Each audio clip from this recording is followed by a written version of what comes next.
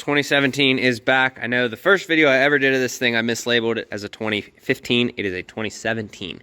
But you guys can see the nice, sick Banks intercooler down there. So what we're doing today is we're going to be getting some fresh new Isspro gauges installed. I already went through, checked everything out, got rid of anything in the packaging we didn't need, like the insulation. It's like this one got smashed a little bit. But we have all that. And then we have the pillar pod up here. It is cold enough in the shop that you can see my breath. Don't know if you guys can see that. So let's get to work. It's supposed to be going later. Well, there you go. So there's that. So we'll be getting all of this installed today.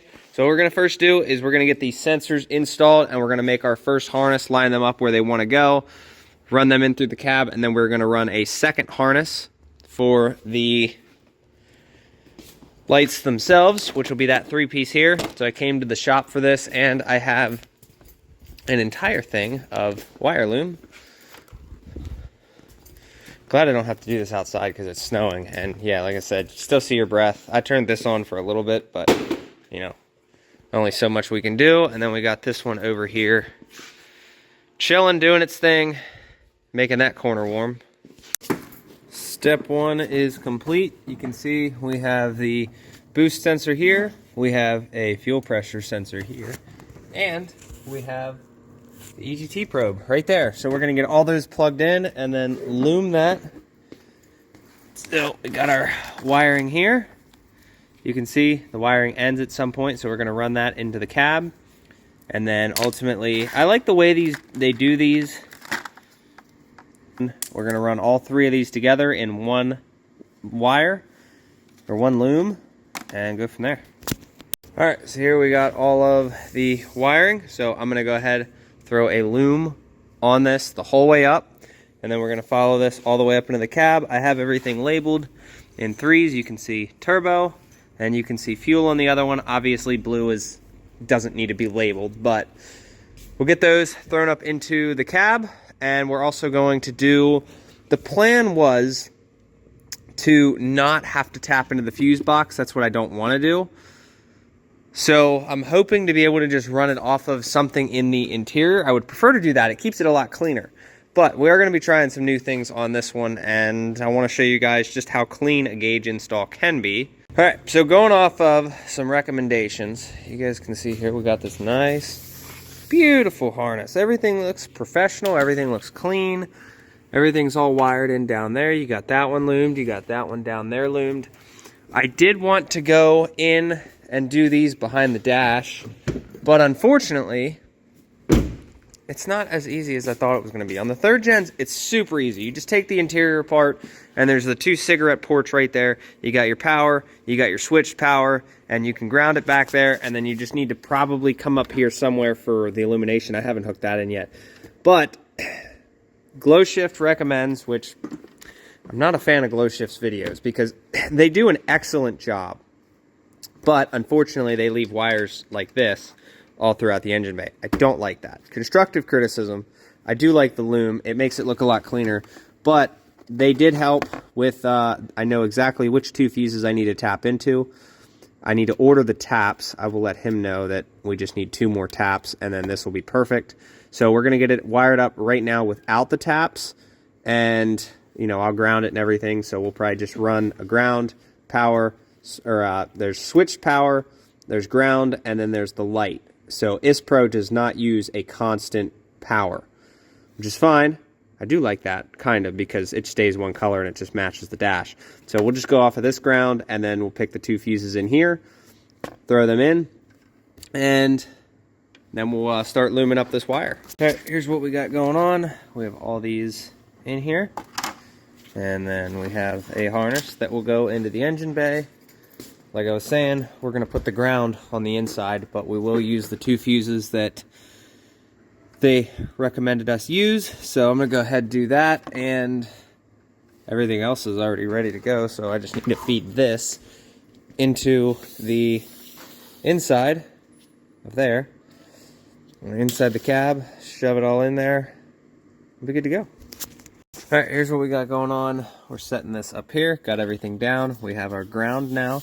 So we're gonna follow this all the way out to the fuse box. I think I gave myself enough.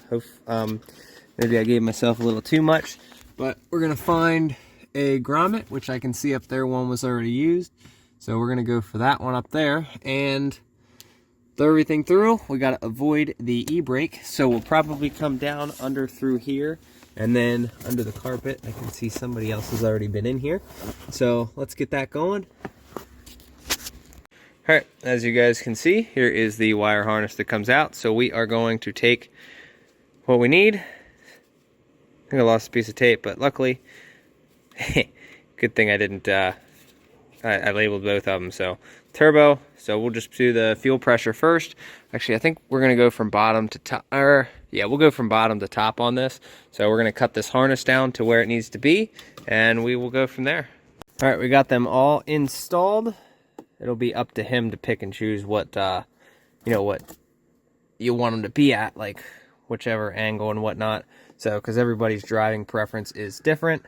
So, luckily they're very easy to turn. But I think that looks good. So we got pyrometer on the bottom, we have boost in the middle, and we have fuel pressure up top. Now, reasons I did that. So if I'm sitting here in the driver's seat, this is about where my face is at.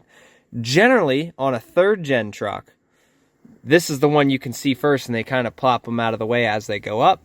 I'm noticing in the 4th gen, I'm actually seeing the fuel pressure very well, but I like this one to be on the bottom because it's the easiest to see, the pyrometer.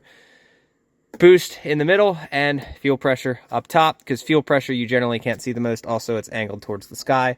But now we can get the interior cleaned up, get all this stuff out. We are going to clean those off with a paper towel or a rag, and then we just need to hook up these 2 wires right here. Those are a one of them is ignition switched, and one of them is illumination. So we'll hook them up and go from there. Unfortunately, I did make them a little short. Not a big deal. We just need to extend this harness a little bit, which will be fine. But yeah, so next time, needless to say, got to make it longer. All right, we'll see. Give them a nice little wipe down. The little chrome should match the dash pretty nicely. They actually do. He did a good job finding those. They match the dash, the instrument cluster. So there you go. We'll extend that harness and we will see if they work, and we will go take it on a test drive. All right, testing purposes, number 1. Look at that. Off.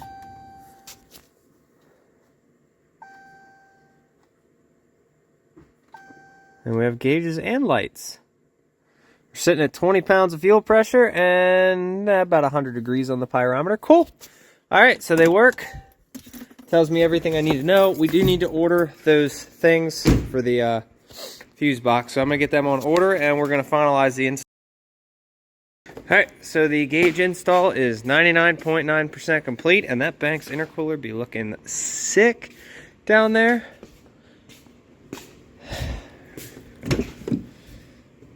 So let's get this thing fired. Where's the key?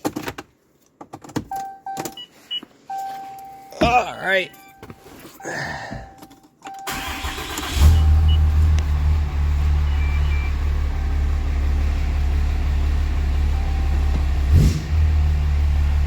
All right.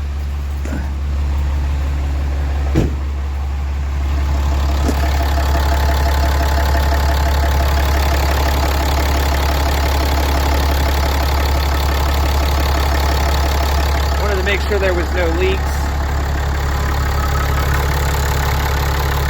All right. I can't even reach the damn thing. There we go. Grab my backpack. Get this place closed up, and we'll go test these things out, see how they look. Well, guess it'll be my last day with this thing. Look at that. Let's go put the keys away. All right, you can see them there going. Pyrometer about 650 degrees. 5 pounds, 6 pounds of boost, something like that. and then we got fuel pressure. So we're gonna get it warmed up first. As recommended, supposed to give it the beans. Don't be getting pissed. Supposed to check it, make sure we're not gonna have any boost leaks as well, and we'll see what the boost actually climbs to, because he is kind of curious too, because the factory gauge only goes to 35. So give her all the beans, make sure nothing's gonna blow off, and we'll go from there. But like I said, let's wait till she warms up first. I wasn't getting on it, but like partial throttle coming up the mountain when I pulled out of the stop sign, it like, just like half throttle, just accelerating. Normally, it hit like 34 pounds of boost. So I am curious on what it'll hit full throttle. We're still waiting on it to warm up, but coming down the mountain, sitting around, pyrometer's at what, 300 degrees, something like that, 200 degrees. See what it turns to when the exhaust brake comes on. I have the exhaust brake on auto. Having that on all the time is super annoying, but putting it on auto, it's kind of cool. So anytime you hit your brakes or you go above a certain speed, there we go.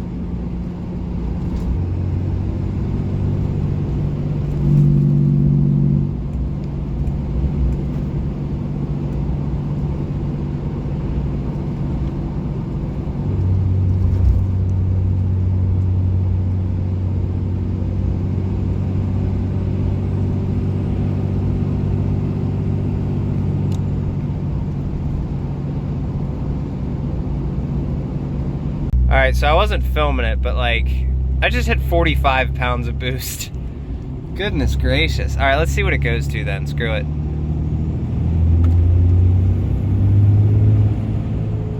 Wow, that's terrible. That was only 34. It literally hit 45 and I was like, what? And I let off.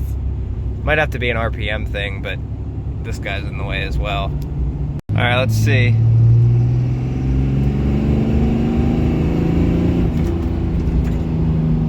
That was 35 pounds.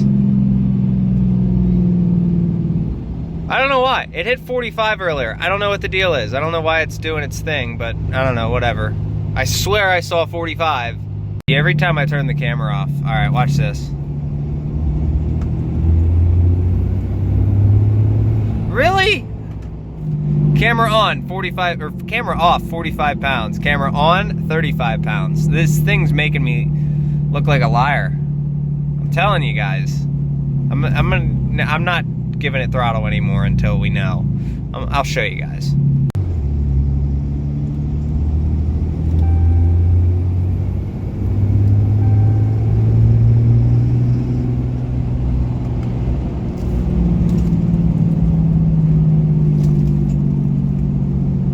It's annoying. Every time I turn the camera on, no boost.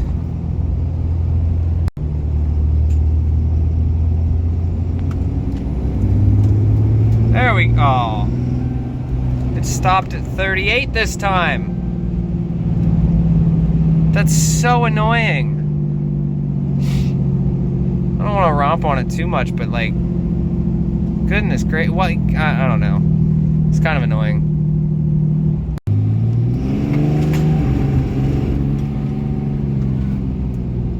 $40 pounds. All right, well, I'm gonna give it one more try, and if we cannot blow any boots off or any of that, it's all good to go. So no issues.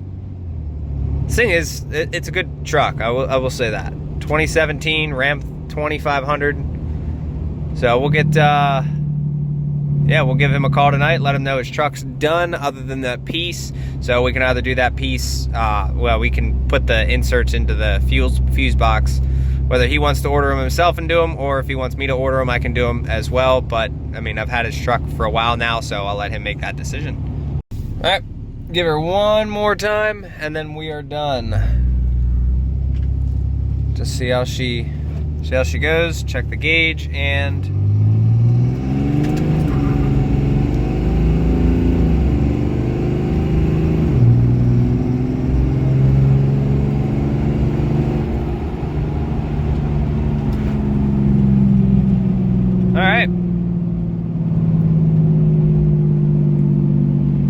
Well, I hope you guys enjoyed. If you guys want some good fuel savings, go check out Mudflap, link in the description. I will see you in the next video. Take care, have a good one. One of the nice benefits to the EGT gauge is you know how long to sit with your truck on before it shuts off. We're gonna wait till that hits about 300 and then we're gonna shut her down. Never shut your trucks down hot, guys. Seriously, don't do that. It's okay a little bit more on the trucks that have coolant running through the turbo, but really I recommend getting your EGTs at least under 350 before you shut the truck off.